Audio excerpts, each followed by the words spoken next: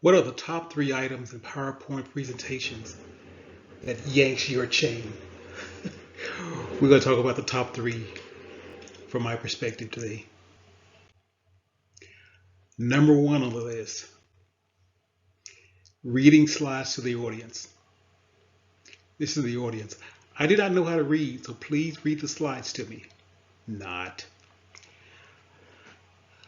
They can read them either now or later or before the presentation, depending on if you mail them out to them. And as we've discussed in other videos, less words is better. And if you can do it, no words is optimal. Let them just see an image, and then you talk about the image or whatever that particular item is on that particular slide. So number 1, reading the slides to the audience. Number 2,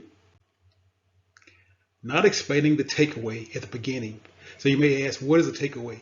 What's the purpose of the presentation? Is it educational? Is it mandatory for work? Is it optional?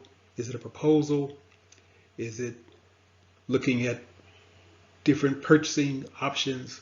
What is the result to be after you finish with the presentation? So why should I listen to you? What are your credentials? Why are you the expert? Who made you the boss? How much experience do you have? And the questions go on. We talked about questions in another video. So number 2, not explaining the takeaway at the beginning of the presentation or delivery. Number 3, slides with non-contrasting colors against the background. As you can see in the title of this slide, colors is a light blue against a light green background. Same area in the color palette, it's not going to work. The next word, against, is a light purple against the light green, not going to really work either.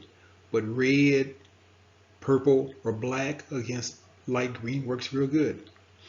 If you don't really be honest with yourself on contrasting colors, it makes it harder to read in the audience or across a Zoom screen or Skype screen or whatever screen you may be viewing it on. It looks great to you, but it does not look great to those that have not seen it for the first time. It's harder to read. It's hard to understand. They can lose their train of thought, and as you're moving on, they're still back here trying to figure out what it is you were trying to get across and what words you were really trying to use. And you have a lag then that they've lost time in the presentation.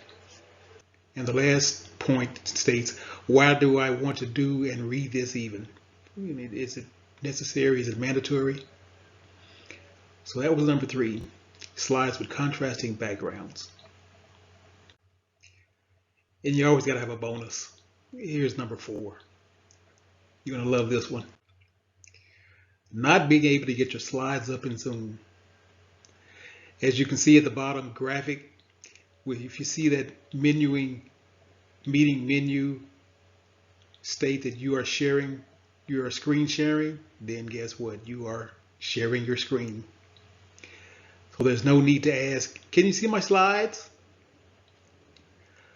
And the last point, displaying edit view versus slideshow view. You got to practice and understand Zoom to make sure you're displaying the right view, and understand PowerPoint, the differences between edit view, slideshow view, and presenter view.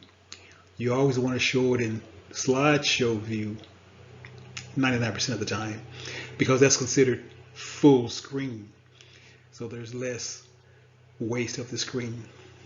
So number 4, not being able to get your slides up in Zoom.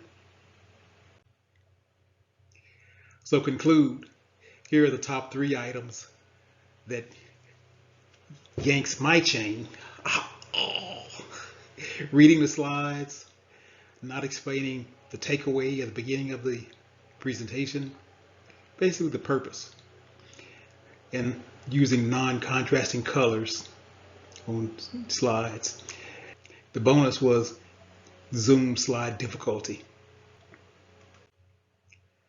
So what 3 items yanks your chain with PowerPoint presenters? I've given you my 3. Maybe your 3 are a little different. So I'd love to hear from you. Take care and happy PowerPointing.